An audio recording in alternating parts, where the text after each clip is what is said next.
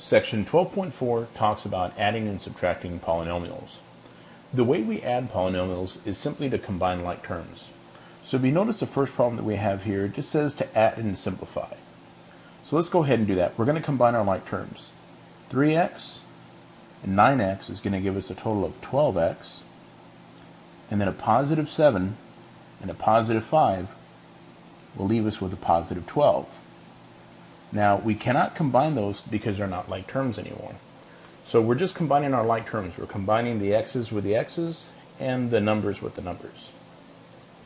Okay, the second problem. So 3x minus 8 plus 4x squared minus 3x plus 3. So the first thing I notice is that the term 4x squared is the one that has the highest exponent. Remember, the degree of that polynomial would be a degree 2.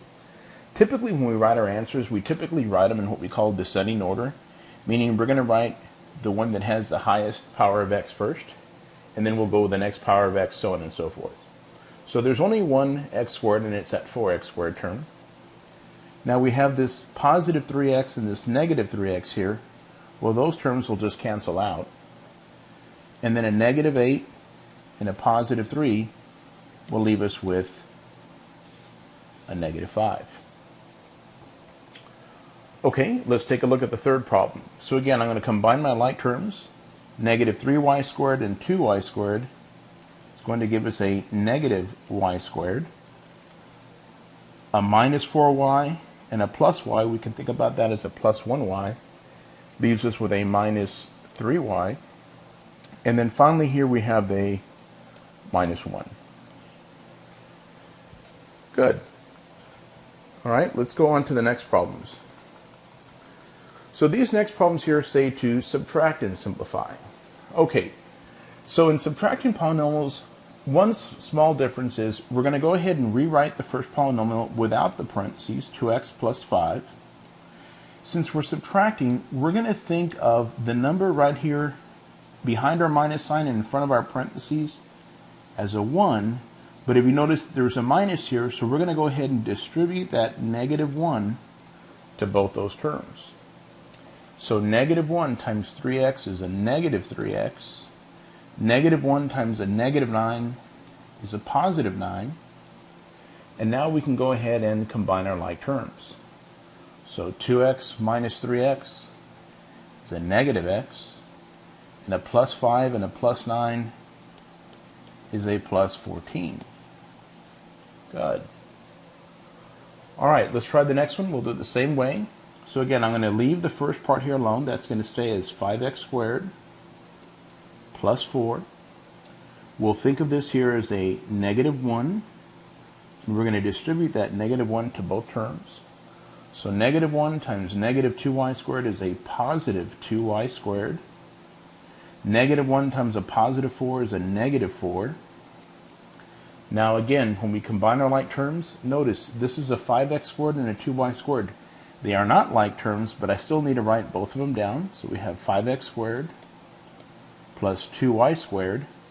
But then our positive 4 and negative 4 will cancel out, and we're left with that as our answer. All right, so let's try the next one here. Again, I'm just going to rewrite my first polynomial as a negative 7x squared plus 4x plus 7. We'll think of this here as a negative 1, and we'll distribute that negative 1 to both terms. So negative 1 times a negative 8x is a positive 8x. Negative 1 times a positive 2 is a negative 2. Now we're going to go ahead and combine our like terms. So the first term I'll write is our negative 7x squared. We don't have any other x squared, so we'll just write that one first. Then we have a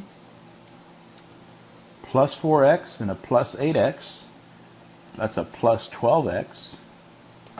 And finally, we have a positive 7 and a negative 2, which leaves us with a positive 5. All right. So let's take a look at this next problem down here. And it says to add or subtract is indicated.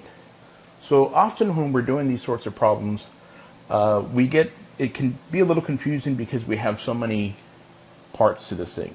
So typically what I tell my students is pretend that this part here wasn't there. Okay?